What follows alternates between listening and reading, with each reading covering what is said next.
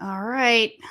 Let's make sure we are live on all of the different outposts here. We are live now on YouTube. How is everybody doing this afternoon? I think we're good to go.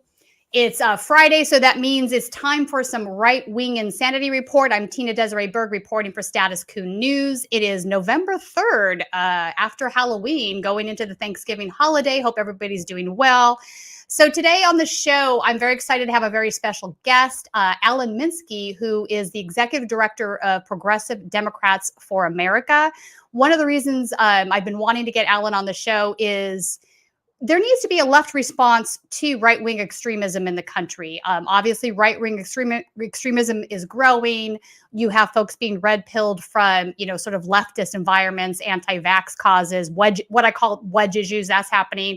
So what kind of response should the left be having to this? So Alan is uniquely posed, I think, to have this discussion because Progressive Democrats of America obviously works within the framework of the Democratic Party, but they are progressives and they do, try to pull the party to the left. So he has a bird's eye view into both factions, I think, that are in this debate. So, Alan, welcome to the show. Oh, great to be here, Tina. And it's a phenomenon now. Unfortunately, my understanding is that even among younger Americans who are politically engaged, if you just go back about 5 years ago, the success of Bernie 2016 in polls showed that younger Americans 30 and under, 25 and under were overwhelmingly sort of Sanders-type progressives.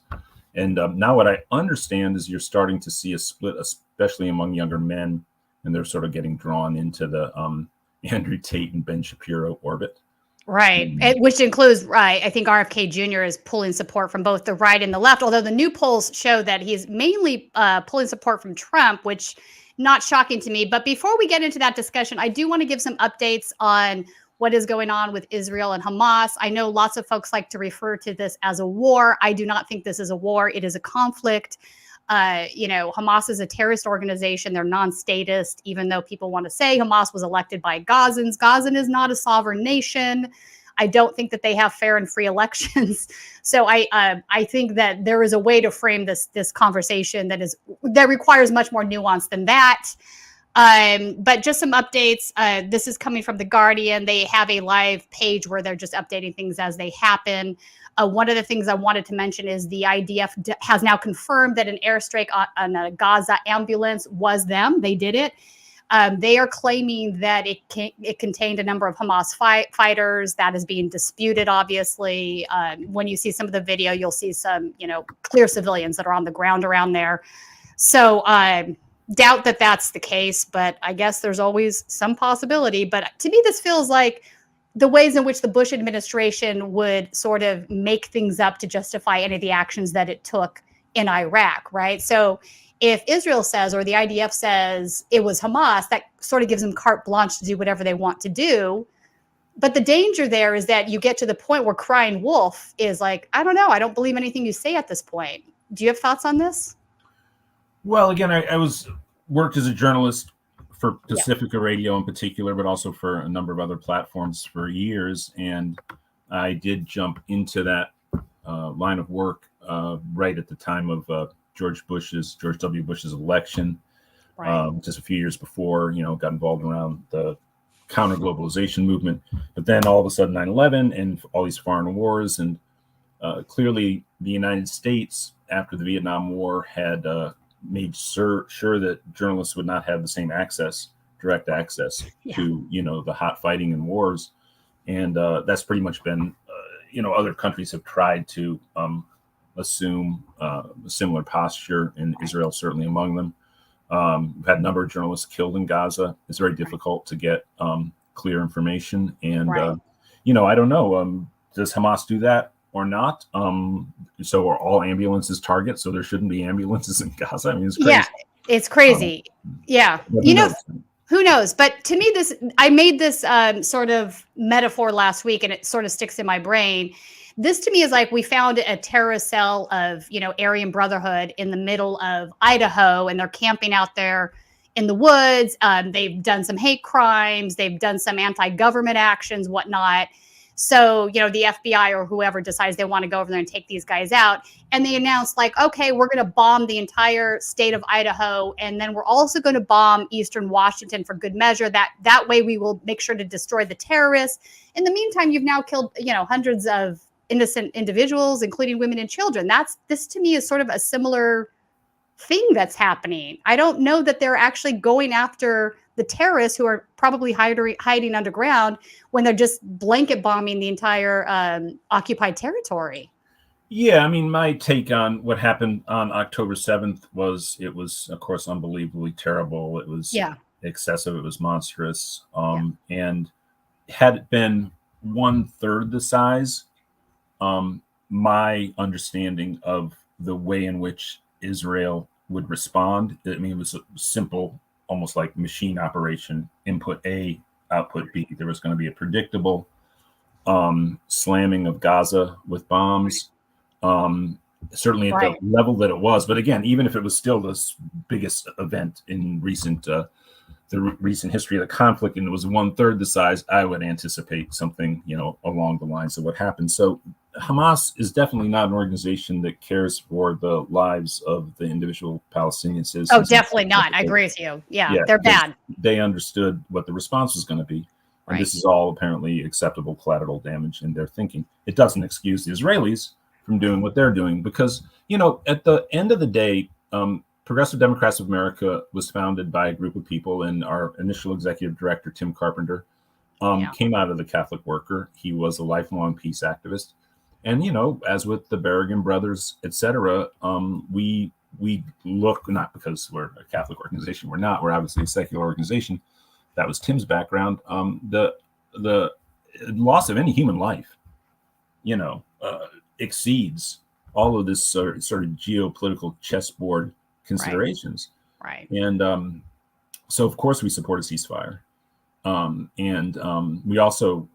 We're starting now to carve out a line on this that is about the necessity of all basically good-hearted people around the world recognizing this needs a reset. Yeah, it needs a reset. Honestly, the things that led up to this have been going on for decades. So this, for anybody that's paid attention to the conflicts in the region, none of this is shocking. And not to negate the history. Right. But at a certain point, as we recognize the history, and I certainly recognize the history of, you know, the long arc of the history of you know, the geography of Palestine, and also of Palestinian Arabs, the communities that existed in Palestine, and also the Jewish people, and how this informs all of this. But it's at a point where the primary players, if they continue to dictate what's unfolding in front of us, I mean, you really have to be, you know, fool me once, fool me twice, fool me 1,379 times. What are you then? You know, what are you then? Yeah. These guys are going to rectify the situation. I mean, my understanding is roughly about 7.3 million Palestinians and 7.3 million, I think, Palestinians of all, you know, religious backgrounds and as it were, like ethnicities that make up the non-Jewish population of Greater Israel, Palestine. And so, you know, there are these two groups of people. They have to live there. Obviously, one in terms of governmental structure, material resource, economy, military domination has by far the upper hand. And this is not an upper hand that then is opening up the door and the pathway to peace. Not at all. And not at all. Yeah, we need to have a serious reset. So I've heard a few people articulate this. I also think it's important, as somebody who's a part of, first of all, I'm a long-standing and lifelong, like, internationalist, and as it were, sort of like universalist. I mean, obviously, there's different ethnic groups, and the diverse cultures of the world are fantastic, and I applaud every culture in the world that can preserve itself and not be overwhelmed by modernity and, you know, corporate capitalist, the behemoth that is, and sort of erasing cultures around the world into some kind of global monoculture. But at the same time, I believe there are a set. I mean, I simply have grown up with and hold, you know, really central to my political beliefs, a set of ethics and morals that were, you know, largely outlined in the Universal Declaration of Human Rights by the United Nations in 1948, that I think need to apply to everybody. and they need to apply equally. And everybody needs to have the security of understanding they're being applied to them equally. Right. And then this extends to, obviously trans people in Idaho or wherever, everywhere, everybody, everywhere. And so I really do think with this kind of conflagration that is born from this complex, history, geopolitical history, in which there's been so many different actors exerting influence, obviously the United States, within the United States having an outsized role in the evolution of events in Israel, Palestine, picking up from the British Empire, because we picked up from the British Empire across the world. And so not only do we have accountability, now it's not to say that we should impose our ideas on the people of the region. We should structure things to try to encourage self-determination with universal human rights for the people of the region. But I do think calling all ideas, let's get together and try to figure out some kind of template that basically the international left can put forward and propose, because this is a catastrophe. It's untenable. No, it's untenable. And it's just right-wing insanity on both sides, right? The people need to realize that the Israeli government isn't monolithic, just like our government isn't. So I think the problem is that people don't understand that, or they don't make that connection, because so many leftist politicians in the United States don't acknowledge that, right? They just have a carte blanche geopolitical reason for saying that no matter what Israel does, it's okay, right? Even they support, Likud isn't the most right-wing portion of the government in Israel. There's the Home Party, right? So, but you have American Democrats that basically say, I'm okay with these right-wing extremists because of our geopolitical wishes. And they are engaging in actions and saying things that they would never accept from colleagues here in the United States if they were members of the GOP. I think that is a truism. So it does complicate the situation. I do want to give a count. I mean, we have in Gaza now 9,227 dead, 26 of them are children. The reason that is because the vast majority of the population, they have an outsized number of children in the Gaza Strip than you would have like per capita if you were making a comparison to the United States. So the deaths are, are going to be disproportionate in that way. But this is absolutely tragic. And there needs to be a ceasefire. And you and I are both Jewish self-identified, and the compound tragedy for Jews around the world is, of course, the unwavering approach that the Israeli government has, where there is, of course, among Jews across the world and in the United States. I can't speak to how large a portion in Israel. Of course, they don't like Netanyahu, but then a large part of that now is because he was unable to protect the people on October 7th. Well, there's that too. but also, the tragedy of having Israel state policy be associated with, clearly the international, the Jewish people internationally have so much dimension and diversity. The balance of which is still very progressive within the United States of America. Sometimes, except for on this issue, when you look at polls, and it's just such a tragedy because of the long tragic history of the Jewish people. And all the more reason for us to, really, basically be forthright in saying this isn't working. We need to start putting forward ideas with institutional backing and heft and support as to how we proceed. And certainly PDA will be working on that going forward. And, some steps that are immediately pragmatic and some stuff that's, of course, longer arc. And longer arc is, going back to as I said, UN, Universal Declaration of Human Rights. I thought Ta-Nehisi Coates was good on Democracy Now! The other day in this regard. Starting to turn and move towards that, because this is going to be rough. Right now. It's going to be rough. I have to say your ex-colleague, Amy Goodman, has done an outstanding job reporting on the conflict thus far. She's had great guests on. It's been a well-rounded, one of the things that I heard last week on from one of her guests is that some of the hostages have actually been killed by some of these bombs that the IDF is dropping. So that's another issue, right? So you would think that would give them pause. You're now killing your hostages. My God. Mm-hmm. Indiscriminate bombing is not going to solve anything. One other thing I wanted to mention, France has reacted with astonishment and comprehension after it said that an Israeli airstrike had hit the Institut Français in Gaza, and that the Gaza office of my press office, I'm not going to say it in French, the press office in Gaza was also hit. So they're a little bit upset about that. No injuries, but again, they targeted these buildings. This to me is just, it's indiscriminate bombing. If something goes awry, the IDF is going to say it's because it's Hamas related in some way, whether it's true or not. That's what they're going to say, I think. But this just wash, rinse, repeat. And until the underlying issues of occupation are dealt with, I don't see an end to this happening anytime soon. Let me ask you this, Alan. It's been a long time dream of the far right in Israel to take more land. Do you think that this is ultimately going to be a land grab for them? Well, I mean, again, something was floated by some sub-department of the Israeli government about trying to push the Gaza population out into Sinai. I don't know. Obviously, that's one direction that could take, and I don't think people would be overly surprised. I mean, in front of the whole of the international community, that would certainly be very glaring, and it certainly would be met with incredible disapproval by the international collection of states and people around the world, though possibly not the Biden administration, and possibly not, I suppose, the Tory government in the UK, or even the incoming possibly Labour government in the UK, because remember, Jeremy Corbyn's an anti-Semite. So he's not there anymore. He's not there anymore, yeah. I mean, I know Jeremy's not an anti-Semite. No, I know. They painted him that just because of the criticism. But this is a long-running thing that happens, right? Anybody that criticizes the Israeli government, no matter how well-deserved the criticism is, gets called an anti-Semite. And I think this is a very dangerous game. I understand why they've done that, because they do want a Teflon coat themselves from. But how do they not understand that eventually it has this opposite sort of reactionary thing that happens where it creates more anti-Semitism?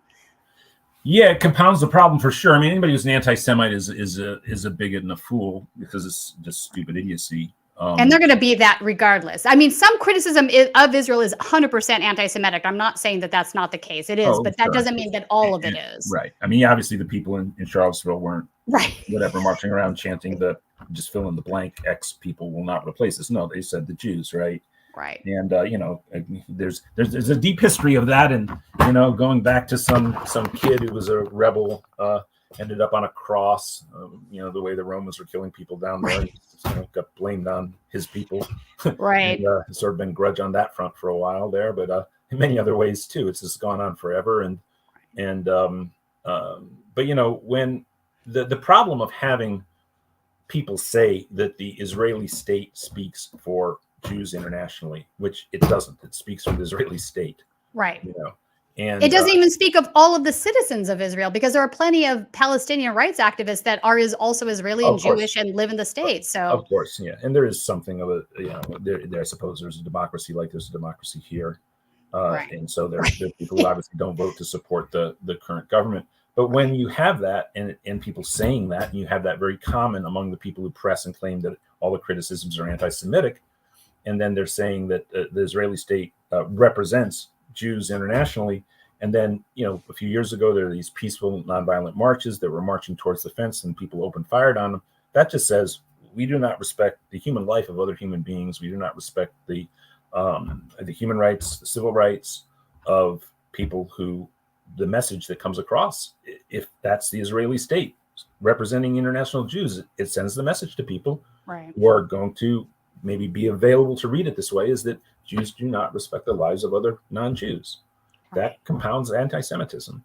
And so I feel that opposing Israeli state policy as it spreads the settlements, as there are basically small level not pogroms,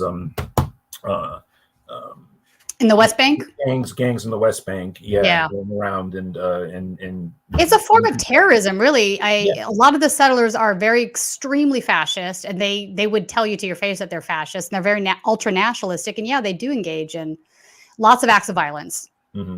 Yeah, well, and as I was looking for the word, I sort of forgot my line of thought there, but it's a very, very, very bad scene, and it needs a reset, and certainly the human rights and civil rights of all the Palestinians in Greater Palestine, Greater Israel, need to be fully respected and established, and the same for the Jewish people there. And how we get back there there's a lot of institutional barriers, governmental barriers, military barriers to getting there. But I think the left at least has to really, really now start to firmly call for that, and call in front of the world, say, how do we get there from here? We have to get there from here. Indeed. And this goes to the right-wing extremism question, because, in the United States and around the world, again, only 30 years after the end of history and the triumph of liberal capitalism, democratic capitalism, according to Fukuyama, we see that it is in crisis. Now, if you were on the left at the time, you were like, yeah, that form of quote unquote liberal democratic capitalism is going to be rejected. It's going to produce a crisis. It's going to create an oligarchic wealth structure, which people are going to reject. And you're going to have a rebellion. And you're going to have a sense, too, that this kind of democracy where you only have neoliberal light and neoliberal hardcore as options, people are going to, and not only that, can it actually address the problems that the society faces? Right. And when you have very little differences between the two parties on policy, and it's gotten a little bit more of a gap between them, thanks, I think, to the Sanders movement in 2016 and 2020, pulling the Democratic Party somewhat to the left, so it's a little bit more responsive economically to the needs of the people.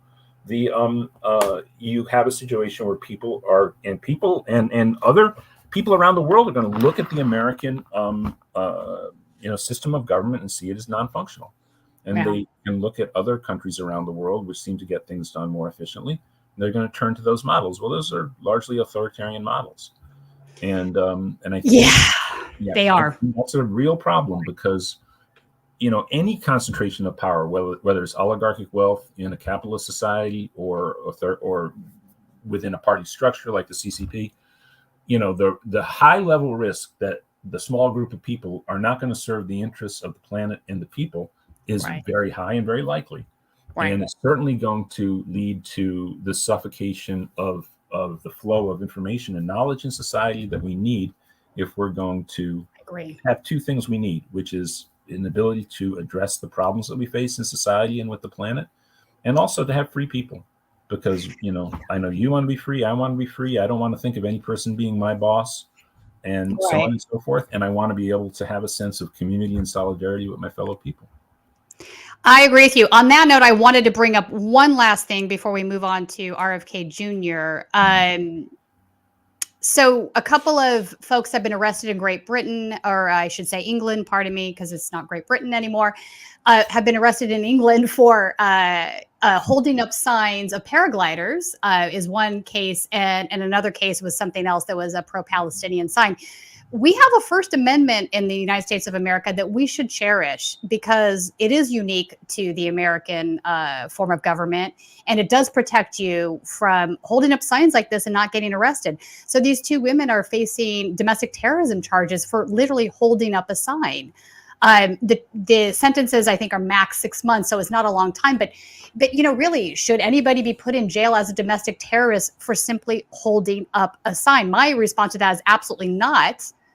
That is a very dangerous precedent, but it also reminds me of the very salient point that the First Amendment is something we should cherish and protect, because it does give us the ability to criticize our government openly and without fear of retribution. For the most part, I should add, for the most part, there are always exceptions to that. So that is along the lines of what you're talking about. Authoritarianism in any way, shape, or form, it can prove to be death of democracy. Mm-hmm.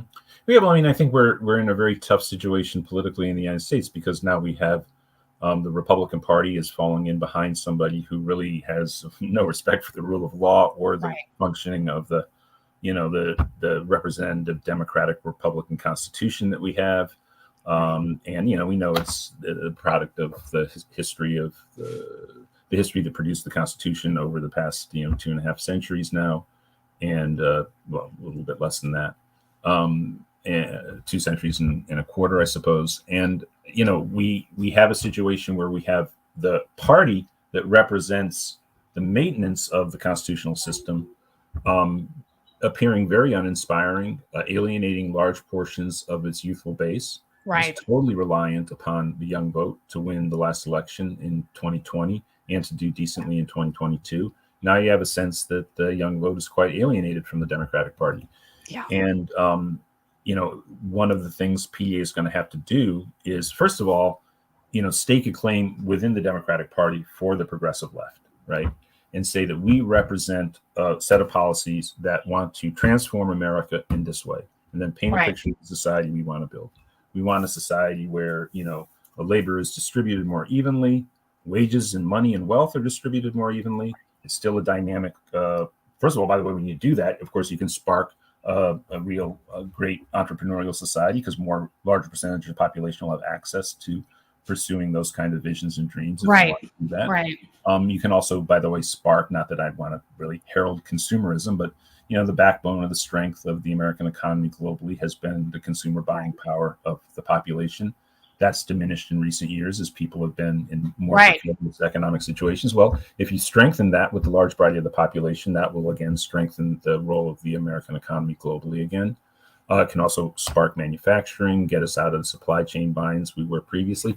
I think people like that vision of society. Now, obviously, with Biden if he's going to be the nominee, you're not going to get to Medicare for all. People want Medicare for all. But we have to say we will fight inside the party, and we will win control of this party to go for the full vision of it. So free college, no student debt, all the social services and social safety nets we need, and also work to strengthen unions and to lower the amount of time that the average person has to work. Indeed. Let's turn on that note to RFK Jr., because I think he's kind of represents everything you're talking about right now. Like, he's the inevitable outcome of all of these things for the last few years. Also, let me mention this, folks. If you have a question for Alan Minsky, please feel free to drop a super chat in. We will take questions at the end of the show. So go ahead and drop a super chat. And if you haven't joined us as a member yet, please consider doing so. Your $5 a month is what funds our journalism, also our trips. As you know, I, Jordan, and Ron were all covering the UAW strikes in Michigan, Ohio. That costs money, and we want to make sure that we can do that again when the next strike pops up. So please consider doing that. RFK Jr., right? So this is a guy, he's a Kennedy. So the Kennedys are obviously political dynasty in this country. I don't think that's a controversial statement. But this is a Kennedy that happens to believe in some crazy conspiracy theories. He's been a big proponent of anti-vaccine junk crap, like I don't know what you want to call that, for well over a decade now. But he was running as a Democrat. He's now running as an independent. He wasn't getting any traction as a Democrat. But I think that there is a portion of the youth, mainly, but also some elder folks that did support Bernie Sanders. Then I'm going to go back further, actually, Alan, and say a lot of these folks, supported Obama and then switched and voted for Trump, right? So these are people that are just completely, in my opinion, they're disenfranchised. They don't believe the two parties have anything going that's going to help them. They see all of these problems. We live in a country that's very post-truth right now. We live in a country where public trust is completely declined across the board with government institutions like SCOTUS, the police, and for good reasons. I mean, we can look at all those reasons and see like it's valid to feel that way. So I think a lot of these folks are attracted by wedge issues. They're anti-establishment, but it becomes very reactionary in a way. This isn't a healthy way to sort of change things, right? So I think RFK Jr. is sort of a proponent of that. So I want to talk a minute about this is in the Hill. They just had a new poll out, or they're discussing a new poll that came out, I should say.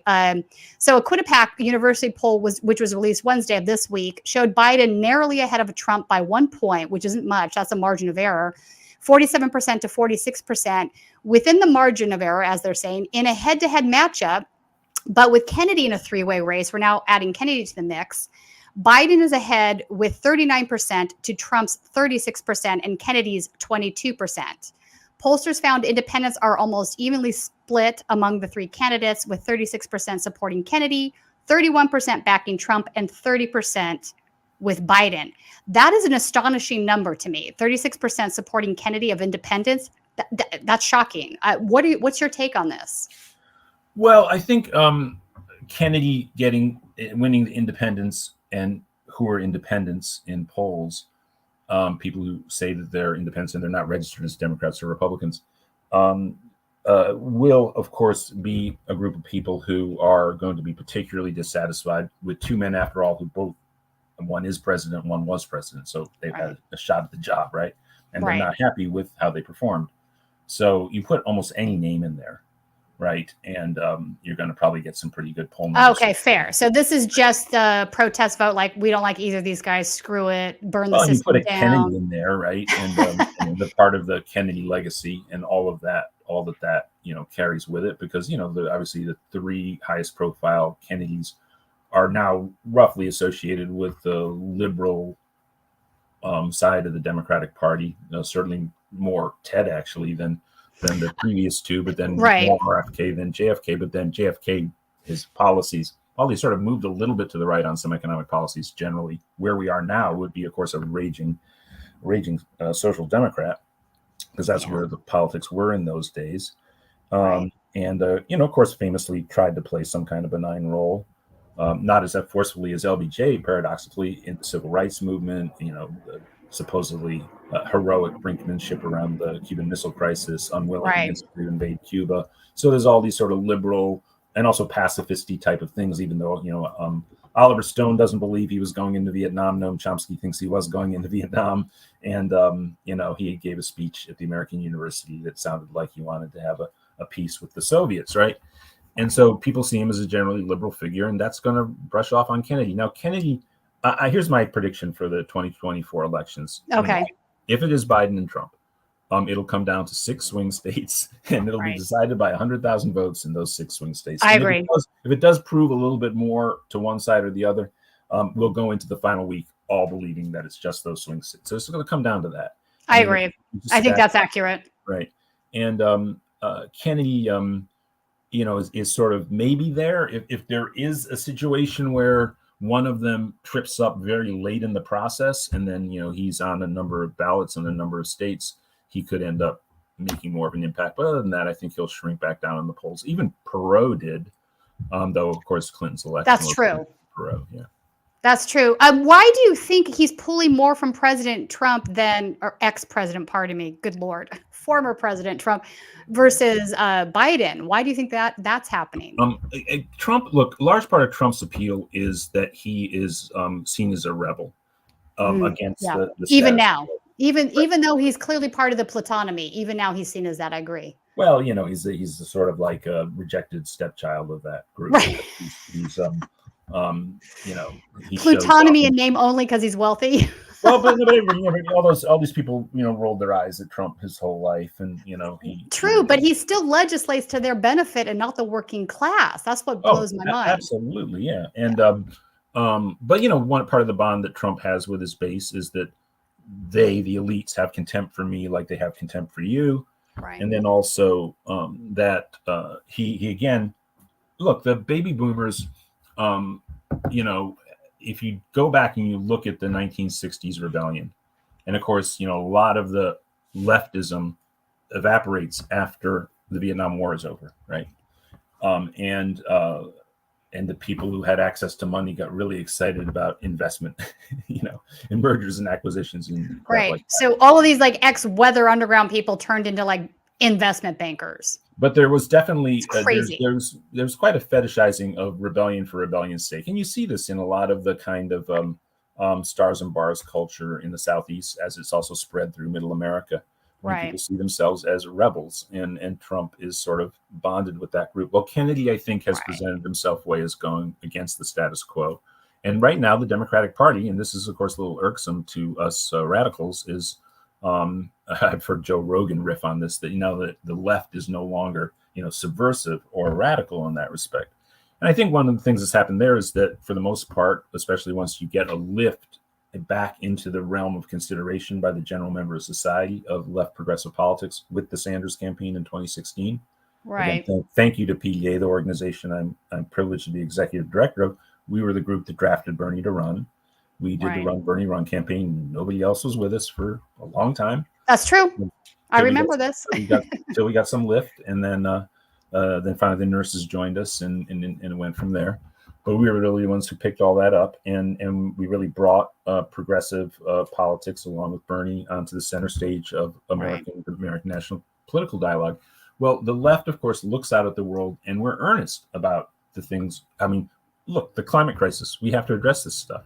We have to really address this stuff. This takes a large amount of industrial and technological and institutional apparatus and gets shifted, right? And so you don't really do that by,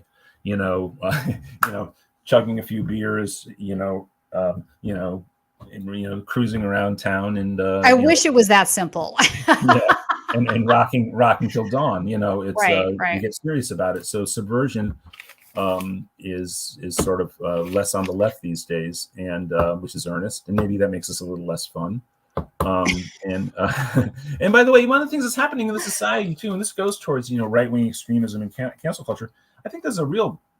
Is Jordan a stand-up comic? Are you a stand-up comic? I don't know. No, Ron Placone is a stand-up comic. Right, yeah, and Jimmy Dore is, and Joe Rogan is, and Dave Chappelle is. A lot of these guys are, and all the late-night talk show, and they have this role in our Jon Stewart dialogue, right? Steve John Stewart and Bugle saying, is that his name? And all these people were stand-up comics, and of course they're going to be very sensitive about cancel culture because comics are supposed to walk the tightrope of what's risque in terms of their language, so they become very resentful of this sort of set of progressive tropes around what the right wing calls woke and so on, and cancel culture. Though really, even at its height, the left is not the sole people who pursue cancel culture at all.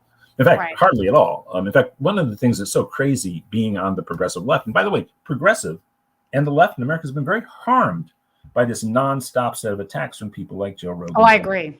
I agree. And the thing is no member of the squad ever, you talked about the free speech in the First Amendment. Nobody ever put out any legislation about suffocating language. Okay. No, can I just say this right now, Alan? You're right on this. I want to make a point and get your reaction. You're right on this. I think that what's happening here is they want free speech free of consequence. They want free speech, which means I only have free speech, but you folks don't have free speech as well. You don't get to criticize me. There should be no blowback for what I say. So they don't actually want free speech. They just want to be able to say whatever the fuck they say, no matter how hateful it is. Pardon my French. Who's the they here? Who are you referring to? Like the white nationalists, the people that are basically criticizing woke, quote unquote, woke culture. A lot of the times they're doing it because they've gotten into trouble for saying racist things or for saying, being called out on the rug for, saying things that are not necessarily. There's a very good book out right now by a American philosopher who lives in Germany. Oh boy. The book is called either Left is Not Woke or Woke is Not Left. Huh. And her name's like Catherine Nyman or something. Maybe people can look it up in your research department. And it's a good book. It actually does a very good job of defining what are left principles, including universalism versus tribalism. Okay. So if I see. Yeah, if wokeness is something, it does seem to be coexisting. While it is a lot about national oppression and colonialism and racism, etc., sexism, of course, homophobia, and pressing people to speak about those issues in the ways that the people from the communities want them to be spoken about. Yeah. And then, of course, but it isn't universalist, and the left has traditionally been universalist. The other two tenets where she says the left and liberals overlap. Let me see if I can get this right. One is universalism. Two is a belief in progress. And three is that justice is not power. So that, it's not just a matter of everybody who says they're seeking justice, they're really just making a power play. No, the left believes there is something such as justice. Okay? I agree with you there, 100%. Right, but then the thing that separates the left from liberals is all of the social contract. So the right to healthcare, the right to a job, the right to food, shelter, etc. Right. Liberals only say those are, you get those if you're lucky. Whereas the left insists those have to be part of the package. And it's a good book, and it does say woke is not left. But going back to the issue of cancel culture, if you actually look at the space where the cancellations take place, it's the private sector. And oftentimes large corporations who hire people who do, diversity, equality, and inclusion training. A lot of workers really resent that. They feel very constrained. even at the level of like their articulation, their language. Yeah. And so those are corporations that the large body of their investors, if they're publicly traded corporations, and certainly their CEO class, are not even Democrats, they're Republicans. They're 100% Republicans. Right. Yeah. So they're doing it for financial reasons, not because they care about racist issues. Right. But it's not AOC, Ilhan, and Rashida out there. It's not. And it's not even university professors. Now, the language on university campuses is fraught. There's no doubt about that. And I think that has a lot to do with, also, by the way, university campuses, especially elite universities, where this is most pronounced, not exactly where the working class is hanging out. No. Those are largely upperly mobile, upper middle class, and even wealthy kids that are defining the sort of texture of it, at least at the student level. And then the teachers are well, the book is good. Check it out. It's called Left is Not Woke. It's a good book. No, I mean, that's a valid point that you're making. A lot of the times it's, if a corporate entity fires somebody or does a certain thing, it's because they're looking to make more money. It's not because they necessarily care about the fundamental underlying issues that someone on the left might care about. I think that that's definitely the case. And obviously brand safety comes into the conversation. I mean, Gillette or, whatever brand, Clorox, whatever, they don't want to be associated with certain things because they realize that it ultimately does harm their brand. And then if it harms their brand, they're going to lose money. So yeah, there's a whole lot more here at play. But I think some of these issues are really sort of used to like aggravate and rile people up, right? Especially on the right, because I think also corporations benefit. They make a benefit when there's a lot of instability out there in the democracy. They can get away with, changing more laws and extracting more wealth per se. So, well, if you're on top of the structure right now, I mean, it's a fragile structure, in part because it's top heavy with power. First of all, there's monopolization at the level of major capitalist organized operations around society. So major and very significant companies have near monopolies. I mean, even industrial agriculture is totally monopolized across the center of the country. And almost every sort of corner of capitalism in its operations has been moving towards monopoly, with only a few exceptions. And 100%. Right. And then you have the concentration of wealth in the hands of relative few. So, they're not going to want to have any democracy interfering with their control over society. That's so right. Why the left must act on right-wing extremism? Anybody who's drawn to right-wing extremism, I simply want to ask them, okay, if you really do believe that only a few people should make decisions in society, because that's what the right wing is about. I mean, if the terms mean anything, right, it comes out of the French Revolution. And if you're on the left side of the National Assembly, you wanted more people to have a say in political decision-making. Right. If you were on the right wing, you wanted only the aristocrats, and then all the way to the right, the monarchy, right? And so, okay, those people who are drawn to right-wing extremism, obviously they're drawn to it because they believe that they will be among the few who will make the decision. Yeah. Okay. You're not wrong on that. They fundamentally believe that, okay, people are not equal and do not deserve an equal right in the say of the society. So if people are being drawn to this, people need to ask, do you want to live in a society which is not a society of equals? Or do you want to live in a society which is a reversion? I mean, you have to go back to feudalism and the history of European societies, but whatever pre-modern societies where you are cast, understood as an inferior or a superior, but also just fundamentally, you're not in a society of equals. Or you want to live in a society of equals where you get to have the opportunity. I mean, this is almost a proto-conservative idea, and I can see Steve Schmidt applauding me, which is fine. I'm happy to be applauded by Steve Schmidt. Maybe even happy at times to be applauded by Liz Cheney and Adam Kinzinger. Not that I share those guys' politics, but the idea, the opportunity to be free to make of your life what you will, and to not have your overlords determine it. And so that's the left has to make clear to people that that's the society we want to live in. It will provide the greatest amount of liberty for the greatest number of people, and really the greatest possible amount of liberty for everybody than you would get in any other society. And that's what the left offers people. And also, of course, the modern left after Roosevelt, after Keynes, in a market economy context, to provide security so that people have to not live in fear. Right. All their needs will be met. And that will be the base on which they'll have as their human rights will be fulfilled along those lines. So that's the left. A society with less fear, more opportunity for more people to sort of creatively fulfill their lives. And, not to be either run by a bunch of aristocratic or fascists, snoots, or absolutely what are these guys? Right-wing extremists. So they're ultra nationalistic, even American right-wing extremists, are they ultra nationalistic? I suppose they sort of are. A lot of them are. But they sort of betray, the better parts and I think the primary thread of American society is a society of free people. Oh, I agree. What's wild to me, Alan, let's talk about that for a second. So many times you see these groups and they're like, freedom, don't tread on me. And, things of this nature, while they're absolutely advocating for a more authoritarian form of government, and they just don't realize it. I think the Pinochet T-shirts are a prime example, where throw commies out of helicopters, right? The Proud Boys used to wear these T-shirts, and you'd be like, okay, hang on. And I've had these conversations with multiple Proud Boys, by the way. I'm like, this guy was, an authoritarian. He didn't believe in civil liberties in the way that you keep telling me you want those things. Like American civil liberties are ideal, right? So why are you worshiping a guy who would have destroyed those civil liberties? I mean, is really just not liking communism enough?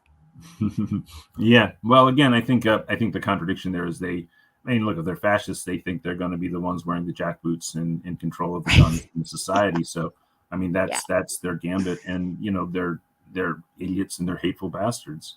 Yeah. All right. There you go. Well, I just don't see, You're not wrong. Yeah, no. And it's just a very unimaginative way of trying to think about how to develop society from the space we're living in. Right.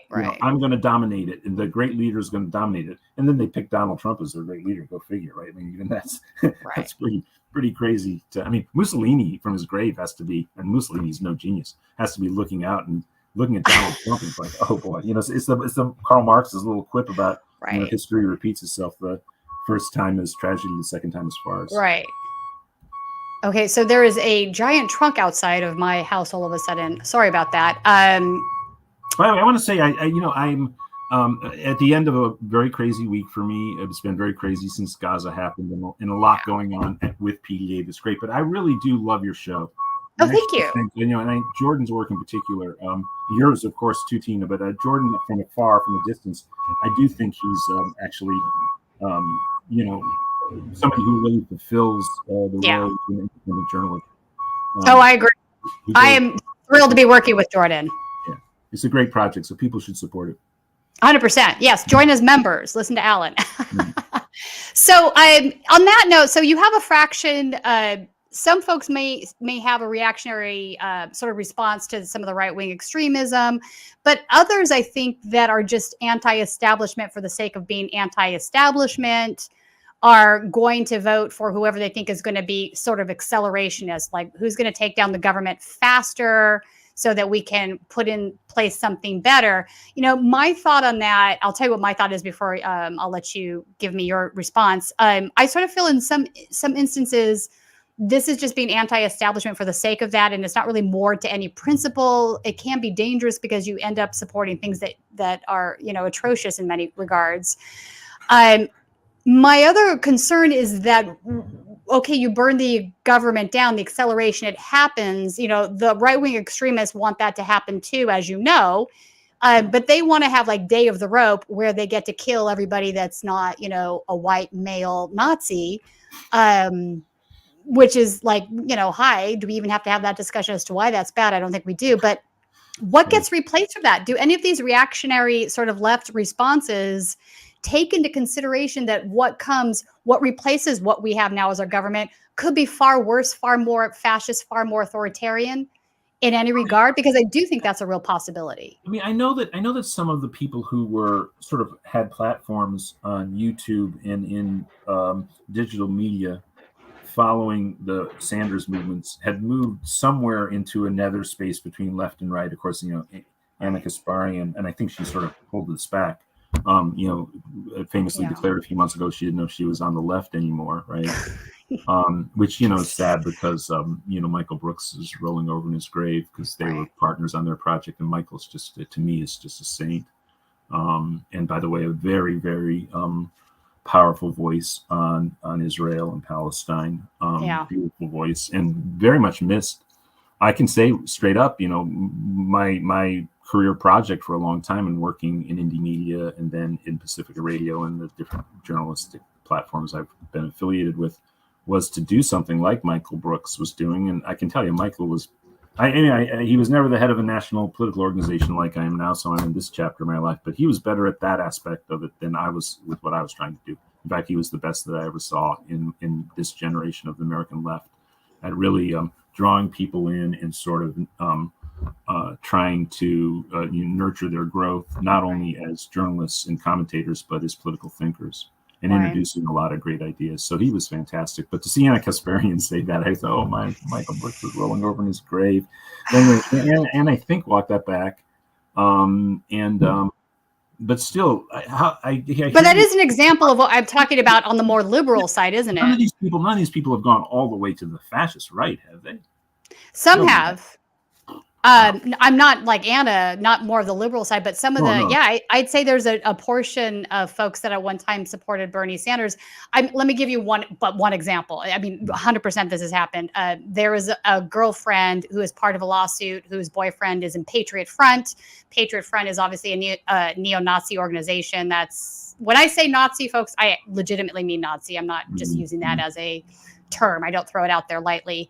And, one of the things that came out in the Discord Patriot Front leaks was him having a discussion with his Patriot Front friends about how his girlfriend used to be a Bernie Sanders supporter and that he was able to turn her into a National Socialist. Another example is, I had gone up and filmed this thing in Modesto a month ago, whatever.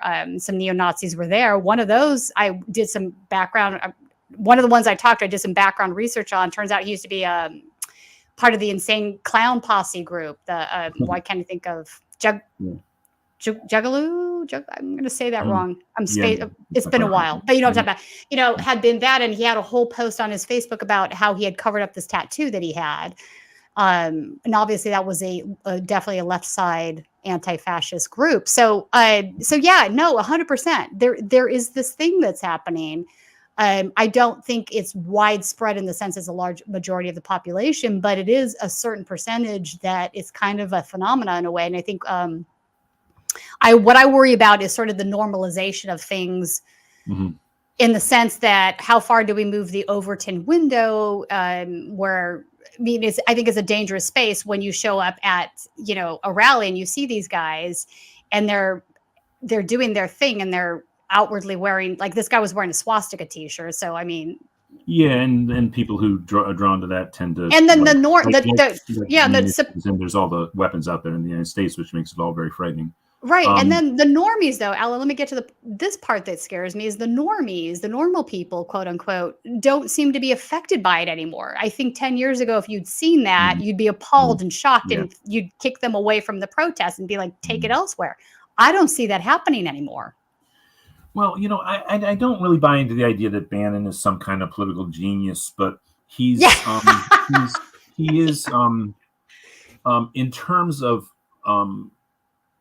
the people who've organized this kind of international authoritarian right and also been able to manage his relationship with Trump, he certainly qualifies as dangerous. And I agree. And I think Trump, apparently is getting even more unhinged. And Bannon has successfully managed to be in his orbit with influence in his orbit. And I think he is actually able to coordinate with people who are competent in the ways that like the Giuliani people were not. And so I think this coming presidential race, you're going to see Bannon probably pulling some strings in the background. Remember, Bannon and Kellyanne Conway were with Ted Cruz, and they were with Robert Mercer and his daughter. And Mercer basically bought the Trump campaign, and and imposed Bannon and Conway onto Trump at the Republican convention. In fact, one of the things I feel, and then Jordan and you probably have looked into this more than I have, Russiagate, these, Rachel Maddow, what the fuck, right? Seriously. Yeah.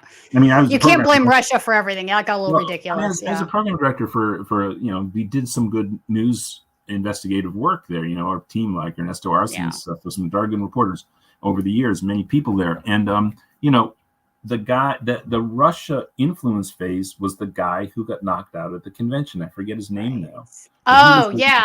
He was the one with the ties to Russia. And so they didn't chase everybody away from that team, and they still had some people inside the administration. But that was not the Bannon and Mercer and Conway gambit, and they really ran the campaign and they won the campaign. And I think Bannon's going to get is going to land some blows on Biden. I mean, right now, if they were up there debating right now, they're going to land. Trump is simply going to say it's because he's weak, and this is why this is happening. And then he's going to say, everybody knows the Ukraine war would not be happening if I was president, because, of course, he would cozy up to Putin to that degree.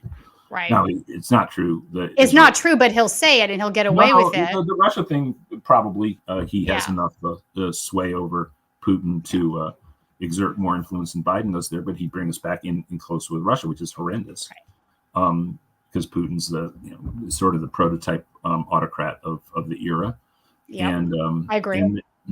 But then so Bannon, running this campaign is going to be able to land some blows, I think, on Biden. That makes it trickier.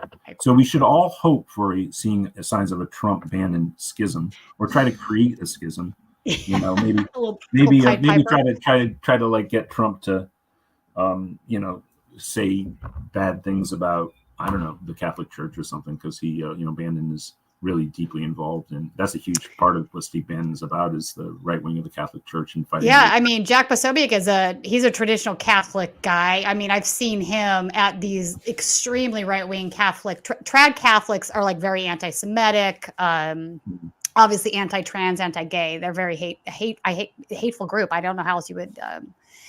This is a group that the regular Catholic Church has sort of disavowed at this point. And Bannon's big international, one of his big international enemies, along with what's his name, Leonard Leo, and Leonard Leo, that particular clique of Catholics that are so powerful within the American judiciary is Pope Francis. That makes sense. Yeah. Something I hadn't considered, but that makes sense to me. And I also think, let me just say this before we turn to right wing insanity roundup.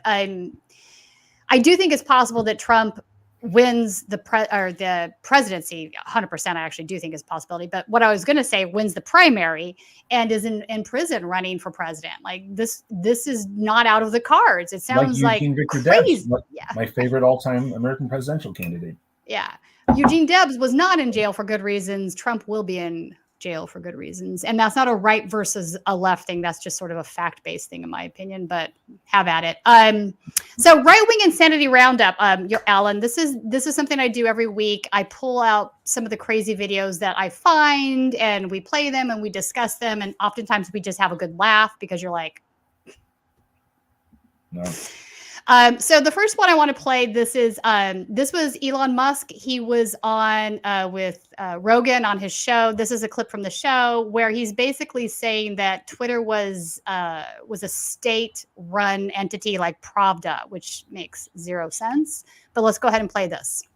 What was that like? Because that, to me, that was the most bizarre, was the Twitter files. When you let Schellenberger and Matt Taibbi and all those guys get in the Twitter, and the response where Matt Taibbi gets audited. I mean, which is just wild. I mean, it's just so blatant and so in your face. Yeah, it's weird. No, I mean, the degree to which, and by the way, Jack didn't really know this, but the degree to which Twitter was simply an arm of the government was not well understood by the public, and it was whatever the official government. I mean, it was like Pravda, basically. It's a state publication is the way to think of old Twitter. It's a state publication, And was the justification from their perspective that they are progressive liberals, they have the right intentions, it's important that they stay in power, the progressive liberals stay in government and power because this is their... There was basically oppression of any views that would even, I would say, be considered middle of the road. But certainly anything on the right. I'm not talking about like far right. I'm just talking mildly right. The people like Republicans were suppressed at 10 times the rate of Democrats.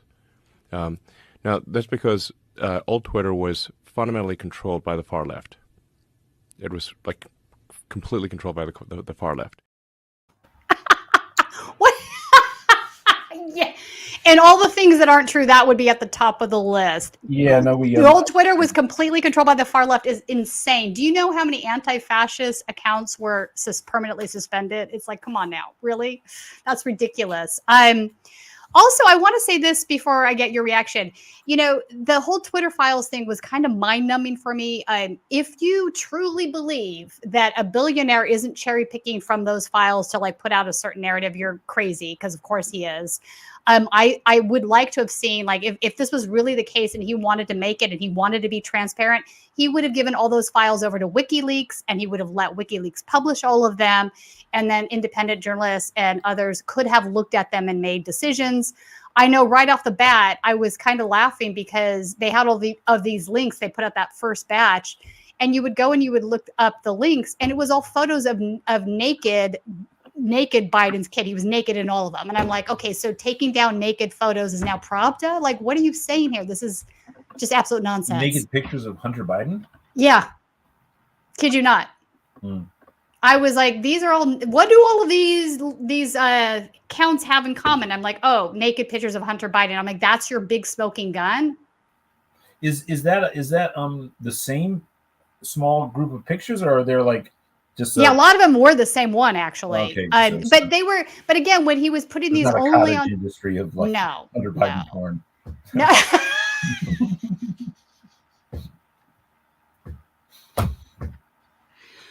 Oh my God, I can't get that image out of my head now. Well, I mean, you know, we shouldn't forget that the information superhighway in the internet, right, deregulated by the Clinton Gore team. Yeah. A counter to what Al Gore had been proposing only a few months earlier, because, of course, this was all developed by the federal government, by DARPA, but handed over to private enterprise. The growth of the internet, the initial growth of it was fueled largely by pornography. So, oh, wow, that's not shocking. I believe that. And the other part of the equation that Elon Musk does not grasp is that this is still a private enterprise. He wants to monetize it. He wants to make money off it. He's trying to sell it, sell subscriptions or whatever now, because he's chased all the advertising away. A big decision factor for old Twitter was brand safety decisions, like we talked about earlier. The reason that Baked Alaska, the reason that, the guy that runs the Daily Stormer, the reason that these white nationalist accounts were suspended was because they were saying very hateful things. It created a bad environment for advertising, obviously. It also created a bad environment for users. Nobody wants to stay on a site where they're, looking at hate speech all day long. It's just like, this is just how it is. So I don't know. I thought that was just Pravda, really. He seems like, first of all, you wonder, like, between Henry Ford and Elon Musk, I mean, if you're going to be like this industrial car manufacturer, what is it that makes you, a sort of proto-fascist? Yeah, and, good question. Yeah, capitalist proto-fascist. And then he just strikes me every time, I know there was this mythology that he was a really bright guy. He just seems like a fool. Yeah, I agree. I think, obviously, if you go to the Cloudflare, you look at the Twitter usage on there and it's fallen off the cliff. It's absolutely fallen off the cliff. I mean, the idea that site has a future is beyond the pale. I don't see how it does. Having said that, all right. So speaking of Trump, I mean, it's never a complete week without Trump doing something completely crazy. So Trump is now proposing a new free and online federal American academy to compete with our university system, because our university system is turning out really good communists, apparently. In recent weeks, Americans have been horrified to see students and faculty at Harvard and other once respected universities expressing support for the savages and jihadists who attacked Israel. We spend more money on higher education than any other country, and yet they're turning our students into communists and terrorists and sympathizers of many, many different dimensions. We can't let this happen. It's time to offer something dramatically different. Under the plan I'm announcing today, we will take the billions and billions of dollars that we will collect by taxing, fining, and suing excessively large private university endowments, and we will then use that money to endow a new institution called the American Academy. Its mission will be to make a truly world-class education available to every American, free of charge, and do it without adding a single dime to the federal debt.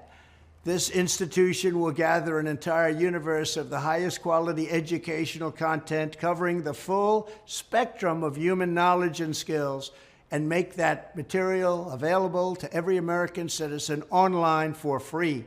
Whether you want lectures or ancient histories or an introduction to financial accounting or training in a skilled trade, the goal will be to deliver it and get it done properly. Using study groups, mentors, industry partnerships, and the latest breakthrough in computing, this will be a truly top-tier education option for the people.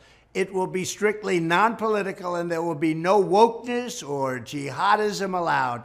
None of that's going to be allowed. Most importantly, the American Academy will compete directly with the existing and very costly four-year university system by granting students degree credentials that the U.S. government and all federal contractors will henceforth recognize. The Academy will award the full and complete equivalent of a bachelor's degree. In addition, to help the 40 million Americans who have some college education but no degree, the American Academy will grant credit for past coursework at legacy institutions and give you the chance to complete your education at the American Academy for free and much more quickly than is now possible or available. This will be a revolution in higher education and will provide life-changing opportunities for tens of millions of our citizens. Enjoy it, learn from it, and thank you. Yeah, it is pretty crazy. It is pretty Wait, right off the bat, can we just all talk about how the fact that he thinks our universities that are really training capitalists is actually turning out communists? What is he talking about? well, Harvard, well known for turning out communists. no, Larry Summers, right? There's a communist for you. The idea that the state is going to create, a lot of higher education, a lot of, say, the Western European countries, the role of the state in the university system, I'm not sure it goes different country by country, but it's pretty high.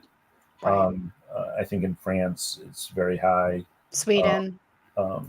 Germany, I'm pretty sure those are adjuncts of the federal state as institutions. Right. Of course, they go back before the formation of the state, because a lot of them are very old. But in America, there are the state universities, which are spectacular. Yeah. I'm a graduate of UC, so yeah. Oh, sure. It's the greatest public education system in the world, the University of California system. Yep. And by the way, one of the things we have to look at in terms of, social priorities is how exactly did the settler colonialists in California set up such an unbelievably vast set of institutions off of the level of wealth that they had. And, of course, it was largely free and then very free when it was Governor Brown the First. That's right. But, of course, the more people of color got into the universities, the higher the this was something that was done for the European Californians in that generation of building up the university. They definanced it, and tuition went up. Well, Prop 13 too. Prop 13 was a problem. Right. Yep. And California, though, again, we actually are big advocates, PDA, for free university, all the way through university There's something called a $66 fix in California, which is the average amount that the average Californian would pay, so that all college tuition, and I think graduate tuition would be free. That'd be great, still be as very it should well be. funded. I support that.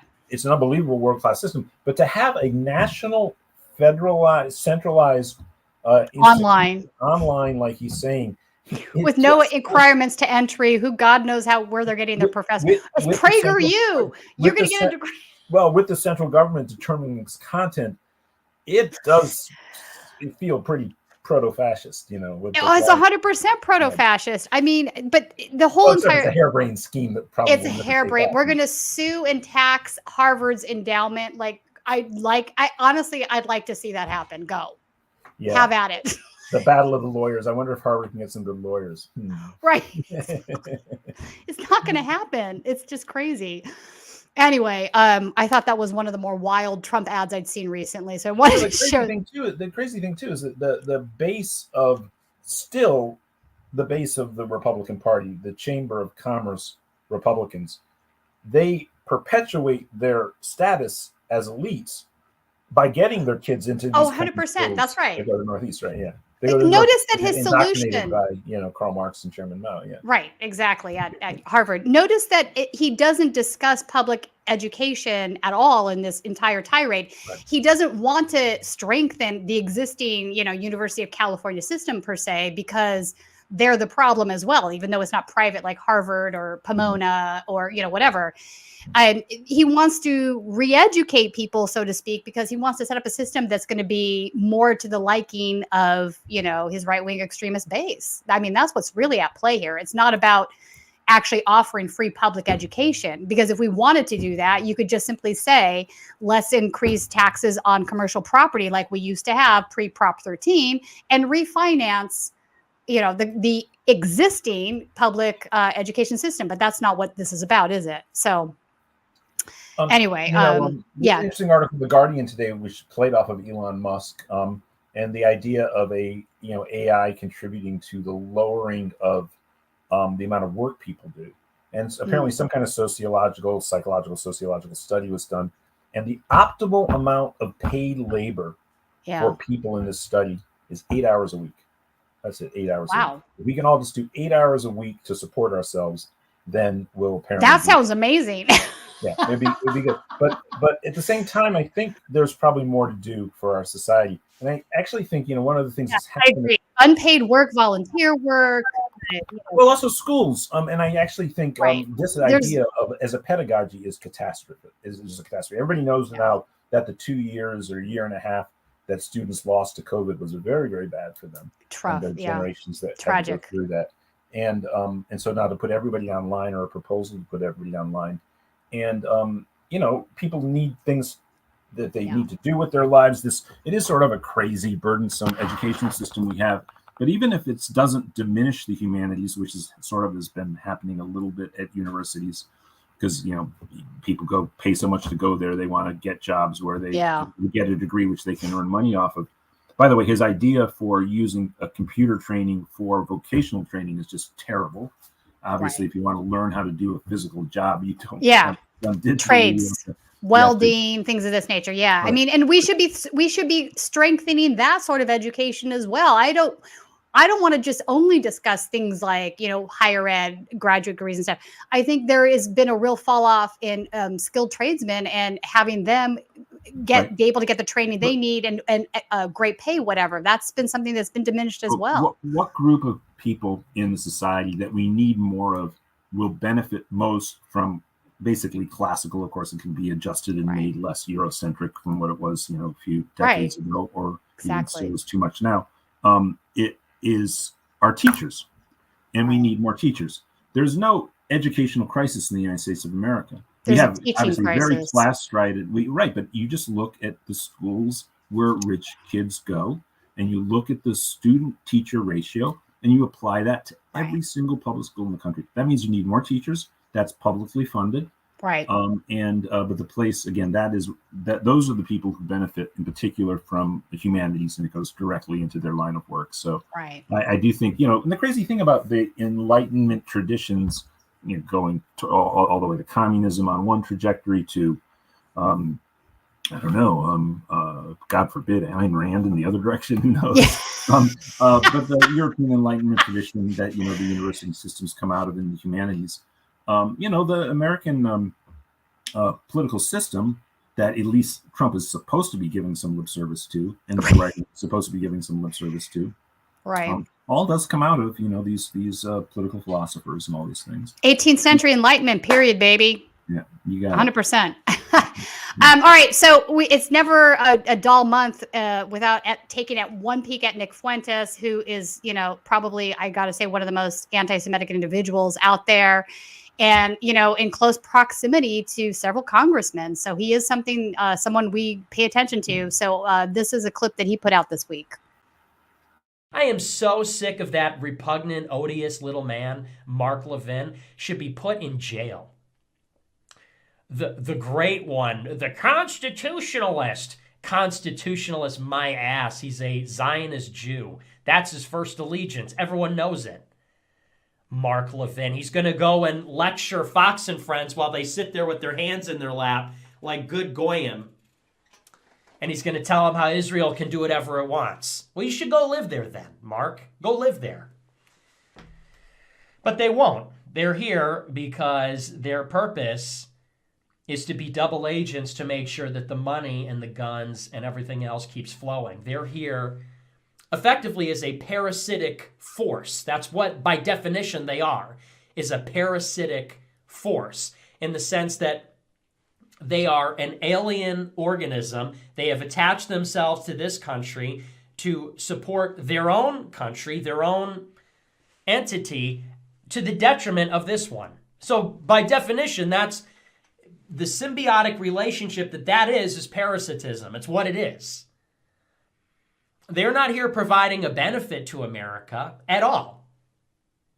They're here to make sure that Americans continue to support the country they really care about. That's why they're here. That's why they're running American media, whether it's Joel Pollak or Shapiro, Prager, Levin. That's what they're here for. That's hardcore. He is very hardcore. So for folks that aren't familiar, I think most people that watch our show are, but we should talk about that. So Nick Fuentes, he's far right. He is sort of the leadership head, whatever you want to call it, a group called Groypers. I would qualify him as a neo-Nazi myself. Very extreme viewpoints, obviously incredibly anti-Semitic, but he's been aligned with the state GOP parties in Texas, California, Montana. He has been aligned with Kanye West, or Ye, however he's going now, his presidential campaign, Paul Gosar. So he has had his tentacles in many aspects of the GOP, trying to influence them. He has a large following of Gen Z, sort of white nationalists, but this is the kind of stuff that he puts out on a regular basis.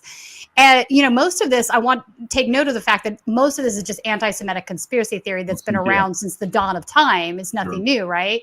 But also note that he is attacking folks that are also conservatives, that are also part of the Trump world. So he has no problem pulling his talons out for that. He's incredibly anti-Semitic. Yeah, he attacked Shapiro, and I know some other right winger in there too.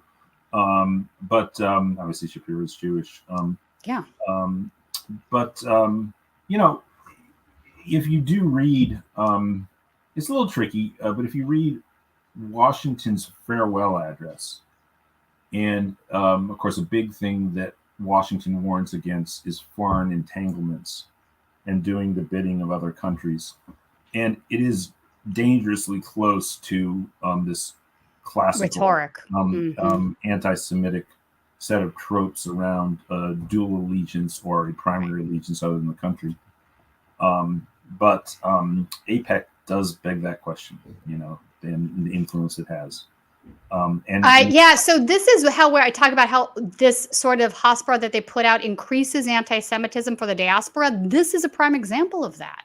Right. And also you get a situation where you have someone like Trump and you have Netanyahu, who is a tremendously more talented right-wing politician than Trump is as a right-wing politician. Right. I mean, Trump apparently, by the way, one of the crazy things about Trump is the main thing with Trump is You just have to keep telling him you like him and think he's great. You're not wrong. He's like the biggest narcissist around, right? Yeah. And I mean, if you're positioned to be in a place where he's going to meet with you and you could have influence over this or that. But, Netanyahu can definitely, swing that guy around, just like people thought Putin could too. I mean, Putin, I think, is probably a little more thin-skinned than Netanyahu. And Netanyahu, of course, Netanyahu now is supposedly motivated to a great degree to keep himself out of jail. Obviously, things are supposedly set up where he's going to fall soon. But right now, when it comes to, you combine the huge amounts of lobbying influence that has been developed through organizations like AIPAC, and then their influence on elections now, and DMFI as well, both on the right wing and in the Democratic Party as well in American politics. Combine it when you have a politician who's simply more savvy than the top line American leadership, and probably extend that to Biden too, because Netanyahu's a pretty savvy guy. He's certainly survived for a hell of a long time in a pretty rough and tumble Israeli domestic political scene. Yeah. So as a parlor politician, he obviously has skills, and we're in a bad situation. We're in a bad situation. It's dangerous. It's a dangerous game. It reminds me also. So Netanyahu's son, Bibi's son, Yasser? I can't remember his first name, but he had this. I'm going back now to 2015, 2016, where he was having conversations on social media with Richard Spencer. And there was this simpatico thing going on between the two of them. I mean, Richard's like, I'm a white nationalist, not a white supremacist. I'm fine with Jewish people having an ethno-state because I want my own ethno-state. Mm-hmm, and then you have a response from Bibi's kid going, thumbs up. Yeah, I remember that. Yeah, I remember that. How do they not see how incredibly dangerous that is? Do you not understand that Richard Spencer thinks you should be killed because of who you are? Crazy. Biden, okay, there's a lot of dimension to Biden's actions right now and why he's proceeding the way that he is. But I also think Biden is being so supportive of what Israel is doing and Netanyahu, because I think Trump pissed off Netanyahu. And so Biden sees a way to get into Netanyahu's good graces, which I think for this sort of conservative, neoconservative kind of like Nikki Haley type. The Democratic Party with Hillary Clinton, you saw it right at the 2016 convention. Oh, okay, gotcha. Really trying to draw the neoconservatives into the Democratic Party against Trump, as a Trump being a threat to NATO and all that, right? Right. And to the American empire. Right. Versus appealing to more progressive left. They definitely did that. I see what you're saying. Yeah. Right. And so here's Biden now oh my God, Netanyahu loved Trump. He brought, he hated Obama, and, Trump brought Netanyahu to Congress and all this stuff. And, but somewhere in the last 2 years or something, apparently there was a Trump Netanyahu split. And so it's so unbelievably horrible. But I think part of Biden's motivations right now, you're probably not wrong. Some of his consultants are saying, "Hey, look, you're getting Netanyahu back in your corner, and this whole risk that American Jews who always voted Democratic are going to start increasingly voting for Republicans, or the very wealthy American Jews will start supporting the Republican Party. Hey, you're going to overcome that because you're going to get Netanyahu back in your corner," which is just so disturbing. It's so disturbing. And I think there's probably truth. No, but I think there's some valid truth to that. That makes sense to me. All right.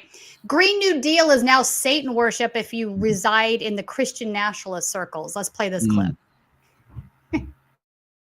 Then you ended up as now the chairman of the Texas Railroad Commission, which has authority over all our oil and gas and coal resources in the state of Texas. And here we are in our country in the midst of a historic conversation about how we use the resources from the earth, what we do with oil and gas, and this questions about climate. How does your biblical understanding of Christian principles translate into this conversation and apply to this conversation about energy and resources and how we are stewards of God's earth? Well, most important thing, it's God's gift to man. And real early in the scripture, as you, I think, referenced, God told us real quick that man was the one that was supposed to take care of this. You know, and it was our responsibility to do it. And you look then at the truth. And I know that we're in a day and age where my truth is your truth and whatever I think you mentioned that, Congressman. But the fact is, when we look at the truth of the history is, for the last 100 years, let's give real quick, the biggest scam in history I found in the 6 years I've been as your railroad commissioner is this Green New Deal, environmental catastrophe. All this is the biggest scam on public worldwide. And frankly, we are guilty of that to the extent that I can go to a church, I can go to a Republican club, and they'll say, oh, well, we want the clean environment. We want oil and gas to clean up. Folks, let me tell you something. We've just lived through the last 100 years, and the temperature, the Paris Accord, all this environmental stuff is saying, oh, we've gone up 2 degrees in the last 100 years, and if we go up another 1.5 degrees in the next 30 or 40 years, we're all going to die, right? So we're going to spend $78 trillion. First bill Biden signed when he got back in was Paris Accord. And he says we're going to spend $78 trillion, hundreds of thousands of jobs worldwide to perhaps keep the temperature from going up 1.5 degrees the next 20, 30 years. Now, let me give you some facts that people don't consider. The past 100 years, when the temperature went up 2 degrees, we decreased environmental deaths by 98%. So more folks didn't die when the temperature went up 2 degrees for the past 100 years. Now, how are we going to fix 1.5 degrees in the next 40 or 50? We're going to take away oil and gas, which has kept us warm and cool during hot and cold times, and we're going to fix it by doing away with the protectants God gave us the last 100 years to fix it. Does this sound like a logical process? But we have started worshiping at the throne of Mother Nature, and here's how we think, and I want us to be very careful to re-educate. We think, as they have been teaching us for 40 years, from Al Gore's time, that Mother Earth, if it weren't disturbed by man, would be a perfect balance. And anything man does messes that up. And so anything we do is bad. If we make water cleaner, stronger, better available, that's wrong, because that's disturbing Mother Nature. Now, that's the same thing that I read in the Bible as worshiping Baal. We worship Mother Earth. And why would God have created the Garden of Eden if Mother Earth was so friendly outside?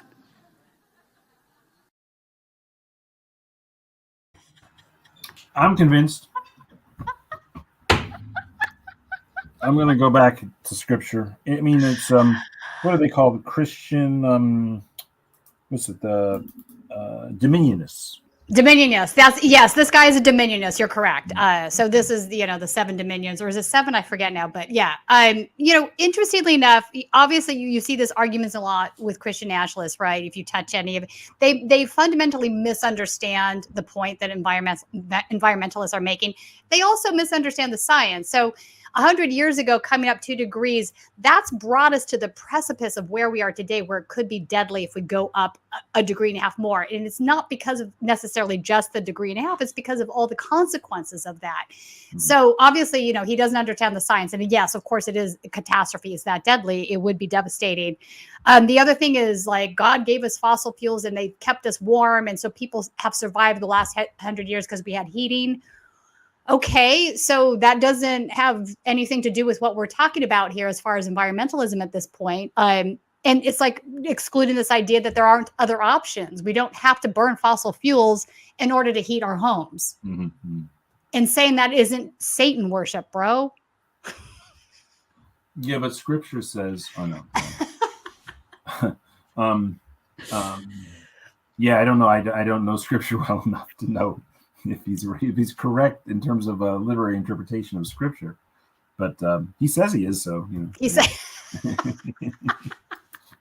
I don't know. Hail Satan. Okay, I don't want to use fossil fuel, so Satan. Anyway, I thought that was a funny clip. Okay, the next clip I want to talk about is this is Kamaki. Wait, is it Kornacki? Sorry. Losing my mind right now. This is a clip that was on Morning Joe on MSNBC. It's discussing where the data is currently for the GOP primary. And I think this has got some interesting tidbits in it. So let's take a look at part of it. I'm not going to play the whole clip.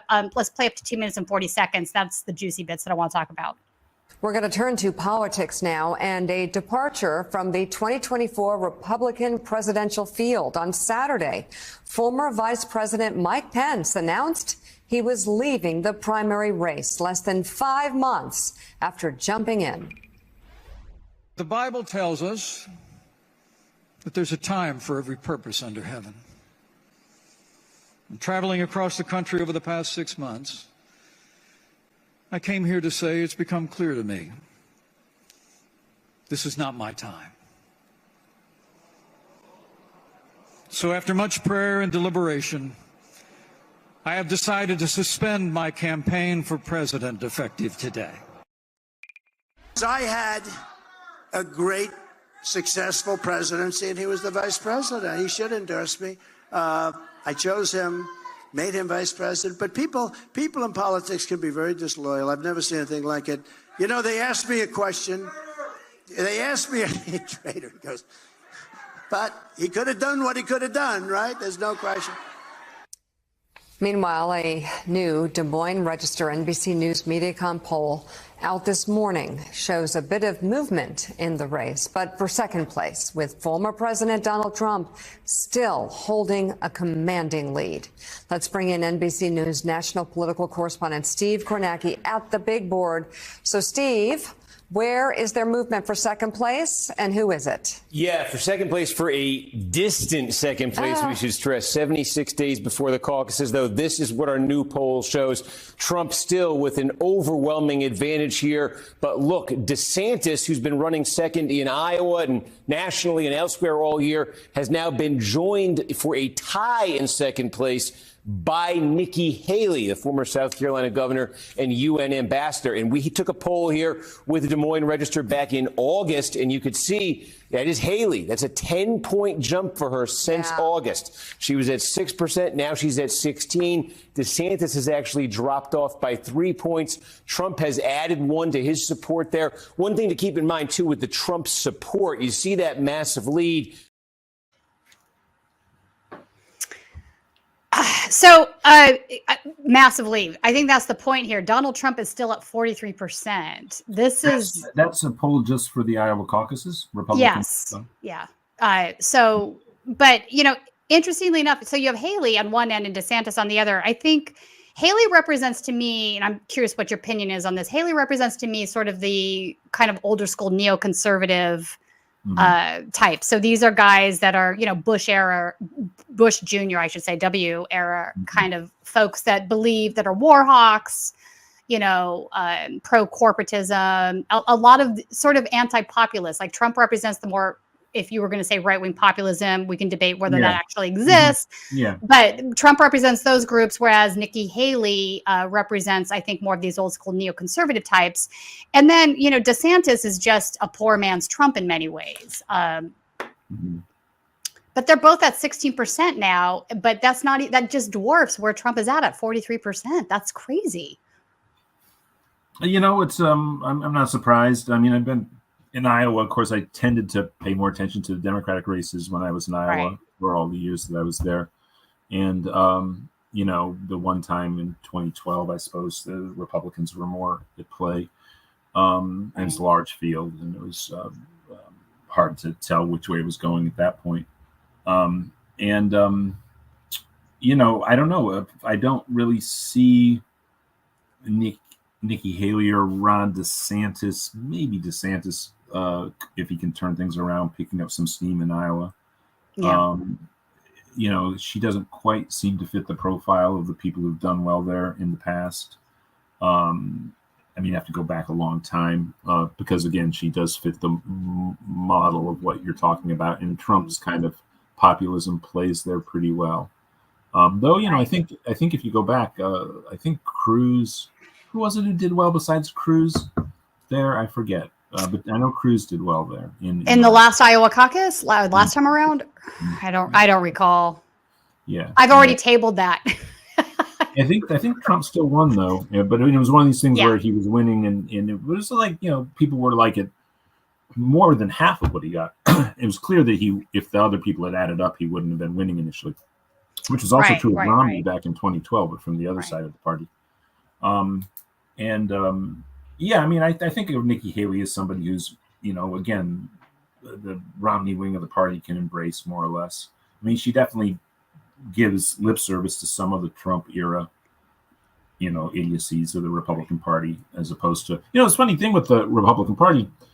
Before Trump, you actually, in the rearview mirror, you have two pretty darn moderate, even liberal Republicans get the nomination. Yeah. John McCain and Mitt Romney. Comparatively speaking, yeah. Right. And the Bushes, though W was sort of a construct to draw the Reagan and evangelical Christians into the camp of the Bush political machine, because that's what sort of harmed his dad, because he didn't have that kind of populist base. And even Pat Buchanan went after him in '92, and of course the appetite to run the world, to control the world's resources and energy resources was the big appetite of the Bush administration. Right. And that goes back. Those guys had roots in Nixon, including his father, and that's just a very foreign policy primarily led approach to the Republican politics. Right. And Reagan was much more concerned with domestic economy than H.W. Bush was initially. I think that's true. Mm-hmm. Yeah, and so with Trump, though, I mean, this is, again, it's gone off the rails. It's breaking with the constitutional traditions, I do appreciate the people like Steve Schmidt. Obviously, completely disagree with him on his Israel-Gaza critique. It's horrible. So many positions, of course, I find I can't take. But the general defense of the Constitution against Trumpism, I think, is important. I agree. A Lincoln Project founder, and depending on who he's talking to, I can stomach listening to him. And I think it's important to get that perspective.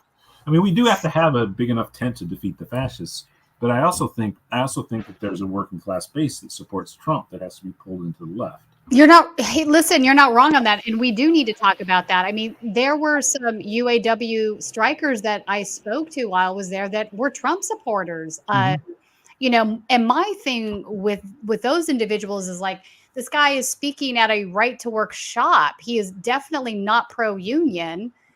He is definitely not here to support your union negotiations or contracts.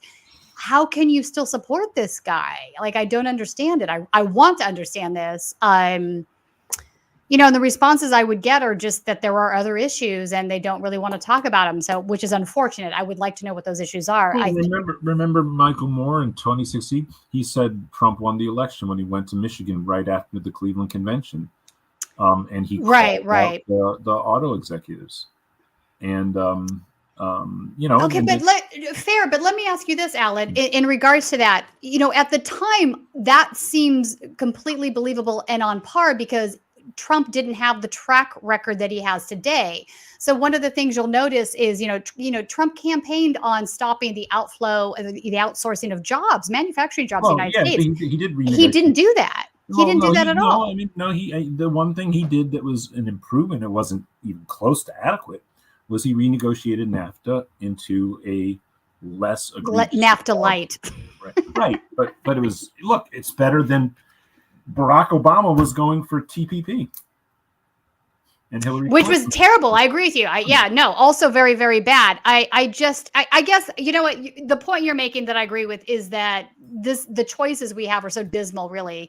I mean, you've got, NAFTA or NAFTA light. These are our choices on one set, or TP, no TPP. They're all just bad. Like these, I think our government needs to really reconsider, what they've done to destroy the manufacturing base in this country. And I don't think that it's illiberal to look at that. Like there is a xenophobic response that's reactionary that we're seeing from the right because of it, right? But it doesn't have to be that way. The Democratic Party could provide what I would call a left exit to this, right? Mm-hmm. There are ways to get these jobs back. And and also you look, the supply chain crisis showed the necessity of boosting up certainly a significant degree, certainly staunching the decline of manufacturing. And there needs to be attention paid to it because there are a lot of manufacturing shops out across the country that are family owned, small manufacturing shops that there's no line of succession to own.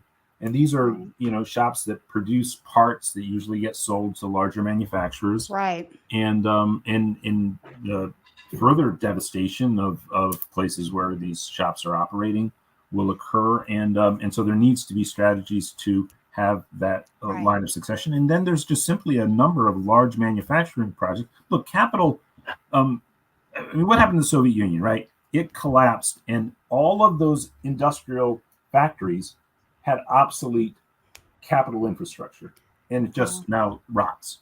Those factories are left rotting. Detroit, those old factories are rotting. You had huge capital infrastructure.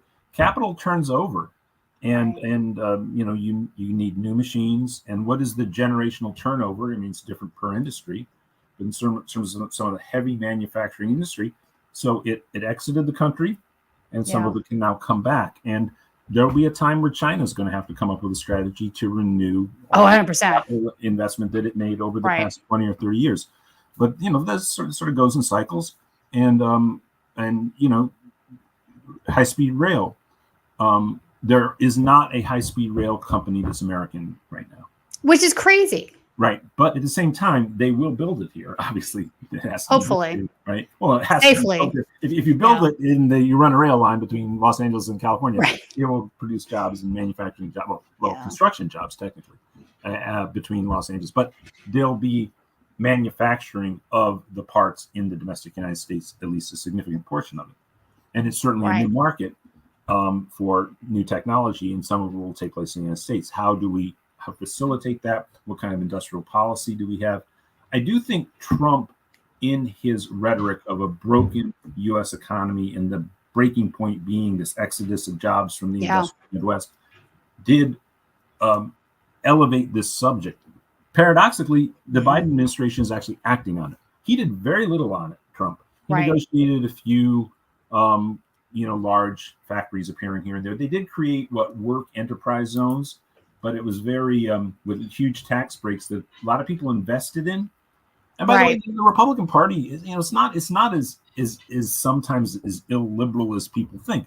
One thing that happened during the Trump years was investment in four poor communities for these investment zones with huge tax breaks, including you could liquidate capital gains and apply the investment to these things if you committed to keep the investment there for 5 or 10 years, and some of them in indigenous land across the country. And was that more I don't know enough about that it does sound though that it could verge on disaster capitalism, people exploiting. No, it is more along those lines, like the kind of industrial zones you have in a lot of countries like Puerto Rico, where it's offshore. So it still could be exploitational. I see what you're saying. Okay. Yeah, but it, so there was an effort to try to charge up some, but it wasn't very successful. The Biden administration, which again doesn't have that element of exploitation in it too, with the zones, which can produce cheap labor zones. I think in the Trump model, right? That's not part of the Biden set of plans, and I think it is actually working. And to date, I mean, right now they had a 4.9% GDP growth in the last quarter. That's unheard of in recent American history.